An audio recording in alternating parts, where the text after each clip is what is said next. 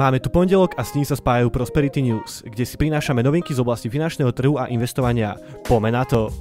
Štát eviduje nízky záujem o príspevok na pomoc pri zvýšených splatkách hypoték, preto došlo k zmene pravidiel a o pomoc až do výšky 150 eur mesačne bude od júna dostupnejšia pre viac ľudí s úverom na bývanie. Životné poistenie cez finančníka versus poistenie neschopnosti splácať úver cez banku? Aj toto je dilema pre všetkých, ktorí majú hypotéku a ktorých banka láka na tento typ poistenia kvôli zníženej úrokovej sadzbe. Naším odporúčaním je sa poradiť o tejto pomerne háklivej veci s odborníkom. Náš typ je jednoznačne životné poistenie kvôli svojej flexibilite pre klienta. Najväčšia banka na Slovensku, Slovenská sporiteľňa, od júna znižuje už tak vysoké úrokové sadzby. Banka upravila zo svojich úrokových sadzieb, a to pri 3 až 5 ročnej fixácii, aby sa aspoň priblížila konkurencii.